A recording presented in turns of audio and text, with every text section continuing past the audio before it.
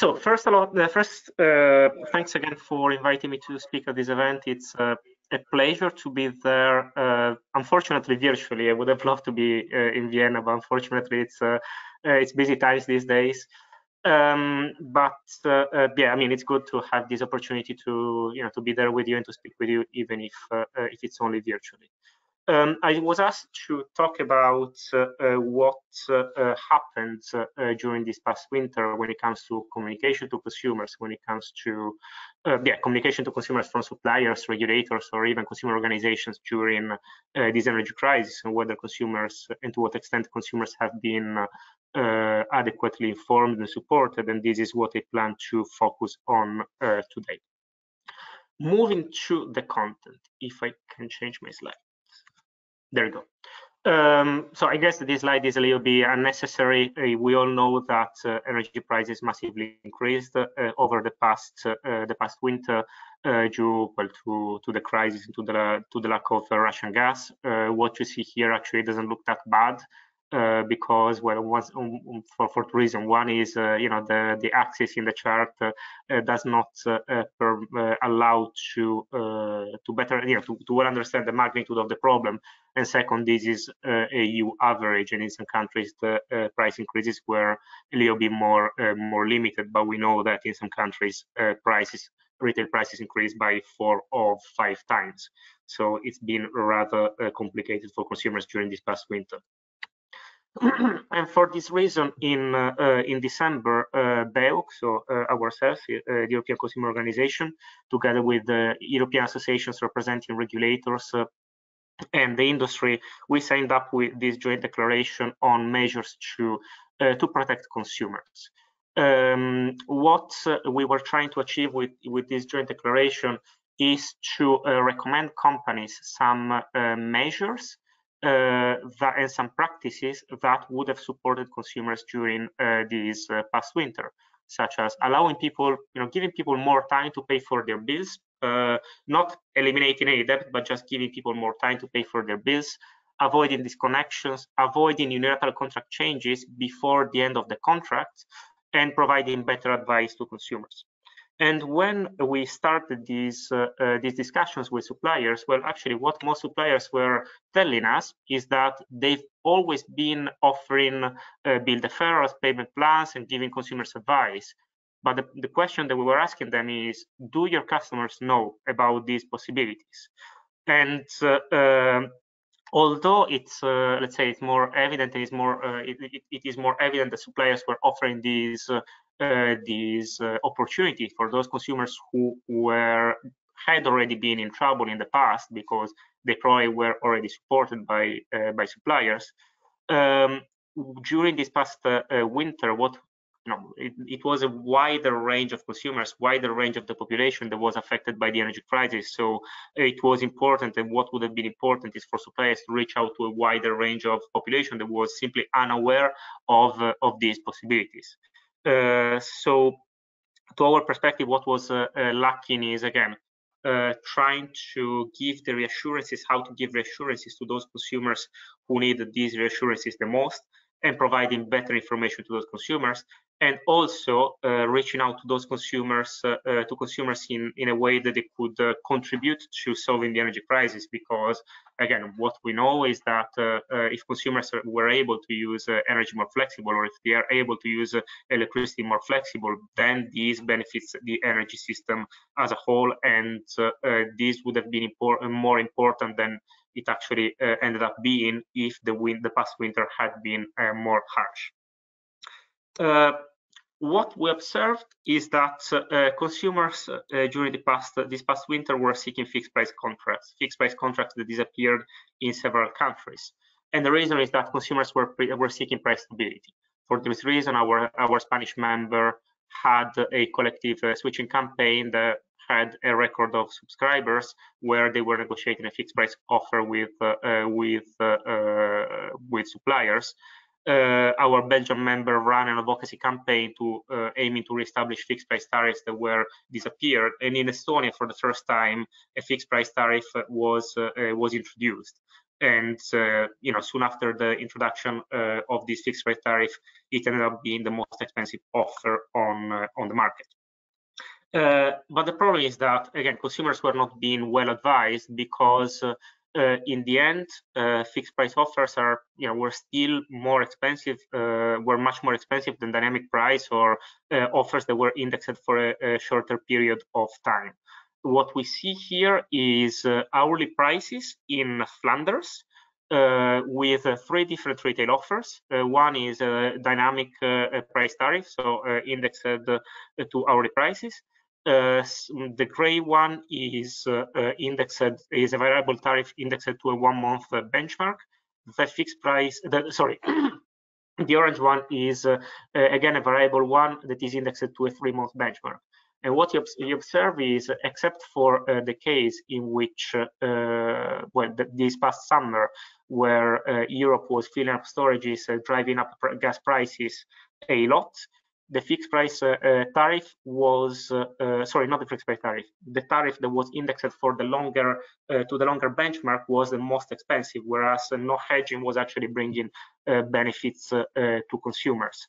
I have a similar chart that I built, by the way, over the past 2 years. So what you see here is only the second half of 2022, but I have the time series starting from 1st of January 2021. And again, what the chart shows is that in general, the dynamic price tariff was in Belgium was the most beneficial for consumers. Yet consumers were seeking price stability, thinking that they were going to pay less, because nobody really told them that they were going to pay more. So to our perspective, what was missing was tailored advice, and what was missing was advice, in general, advice from suppliers, advice the consumers were seeking.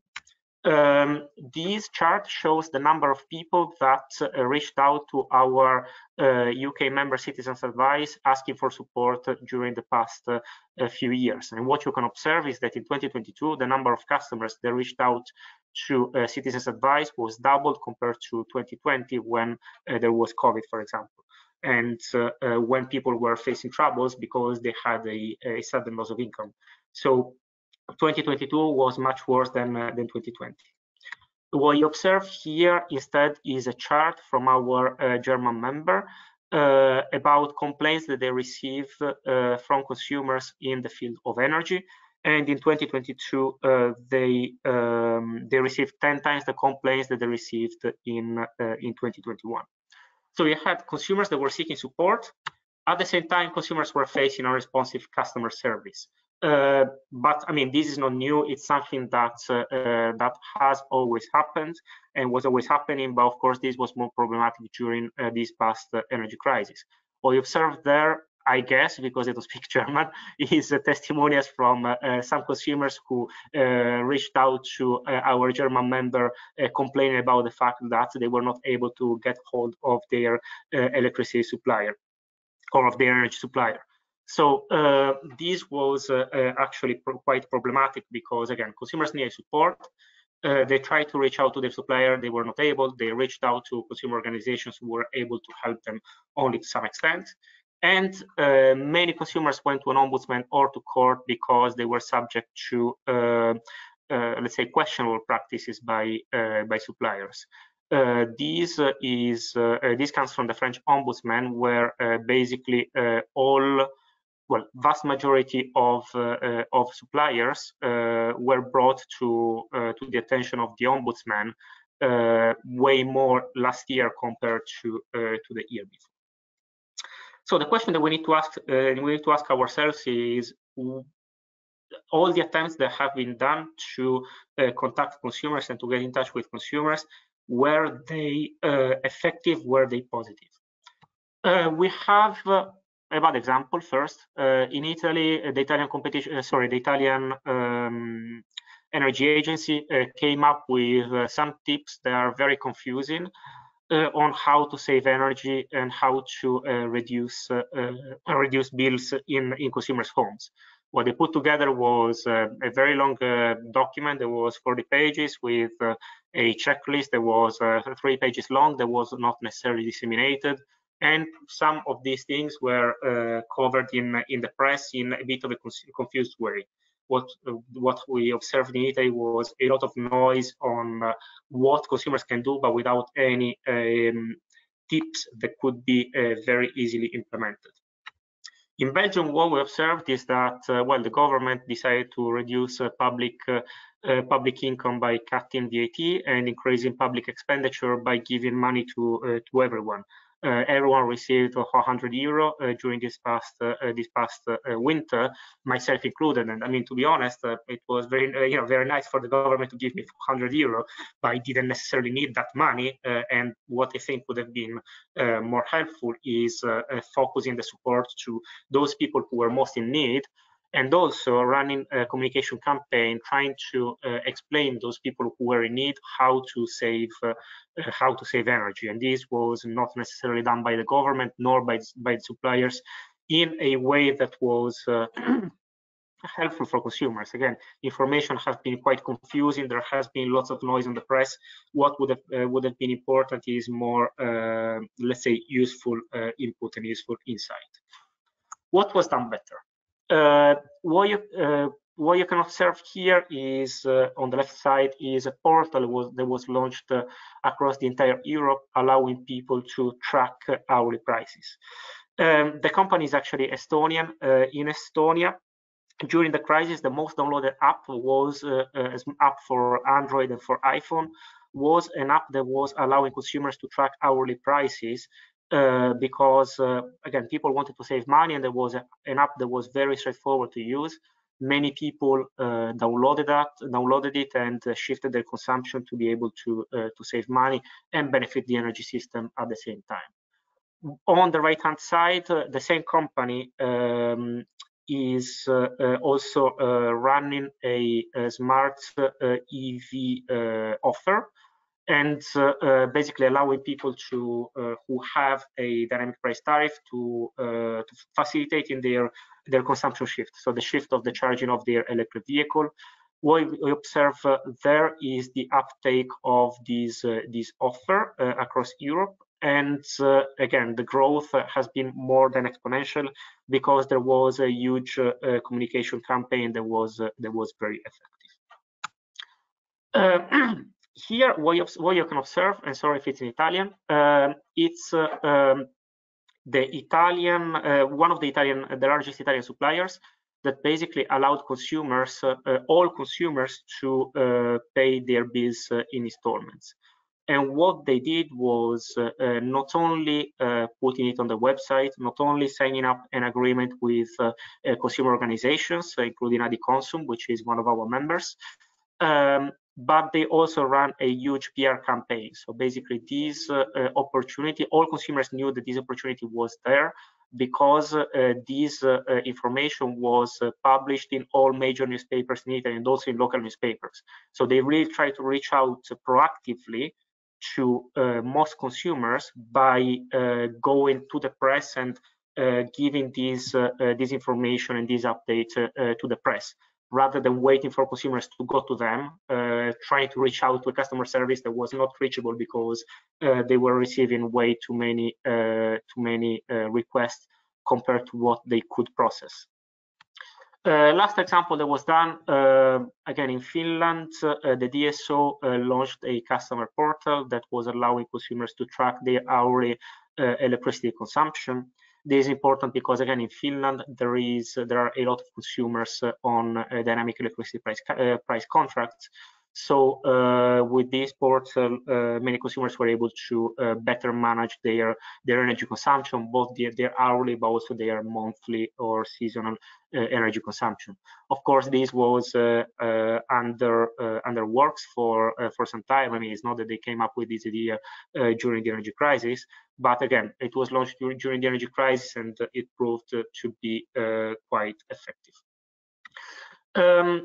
One of the things that, again, need to be taken into account when communicating to consumers, and one of the sort of lessons learned that we can observe, is that not all consumers are the same. What you can see here in Citizens Advice is the number of people that reached out to them, and Citizens Advice helped based on, for example, whether they are tenants or whether they are owning the home where they live, based on their income, and you can see that people with lower income reach out the most, based on their age, or based on their disability type.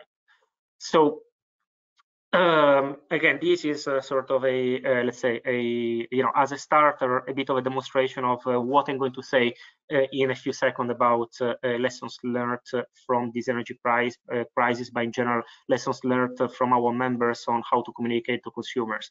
That the average consumer does not exist, and you really need to try to adopt a targeted approach to be able to reach out to different consumers in different ways. So lessons learned. I know they say lessons, and there is only one point in this slide, but there are other points in the next slide. It's just that I wanted to put emphasis on this first point. What we observed is that many suppliers do not have sufficient customer service capacity. So what would be important to insert in legislation or regulations is some requirements in terms of KPIs and monitoring of how effective this customer service should be. We have in the UK our member citizens advice that cooperates with Ofgem, and basically what they do is they monitor waiting times on the telephone lines, and they monitor also waiting times when it comes to receiving an answer to emails that consumers send. This is a best practice. To our perspective, this should be replicated everywhere across Europe. We are advocating for that in the electricity market design. Unfortunately, the Commission didn't pick it up, but this doesn't mean that during the co-decision process we are not flagging it to Council and Parliament. But the other lessons learned, again, about how to communicate to consumers. As I said, not all consumers are the same, and the whole idea of average consumer is flawed because the average consumer does not exist. So you really need to understand what different consumers' needs and expectations are, and how to better communicate to different kinds of consumers. Digital tools can be massively helpful, as we saw in the Estonian case and in the Finnish case. But again, some consumers will struggle to engage. We have a lot of consumers who are digitally illiterate, so giving them a digital tool for how easy it can be, it's going to be complicated for them to use it and to react to that tool. Tips on easily implementable actions via SMS, such as what happened in California, where they were sending people SMS inviting them, for example, to switch off their air conditioning units during peak times, can be effective. But the problem is that if you reach out to consumers too many times, there might be a bit of a sense of fatigue, so you might have a lower number of customers that can react. But again, it is one of those tools that could be effective, and before we have automation rolled out in several households, these could be a way to also allow some people to engage in demand response to some extent. And the last point is about reaching out to consumers through different channels. Different consumers reach out to different channels. I mean, people who are 10 years old, younger than me, but even myself, they don't watch TV anymore. So reaching out to social media is probably more effective than reaching out through the TV for those customers. But at the same time, elderly people, they're not on TikTok.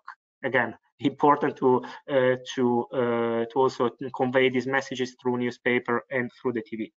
And as I said, because of point one, so because of since many suppliers do not have sufficient customer service capacity, it's important the suppliers actually, especially during periods of crisis, reach out proactively, rolling out these digital tools, trying to reach out to consumers with these tips via SMS, and rolling out these tips through newspapers, TV, and social media, because they don't have sufficient capacity to, at this stage, to be able to support all consumers.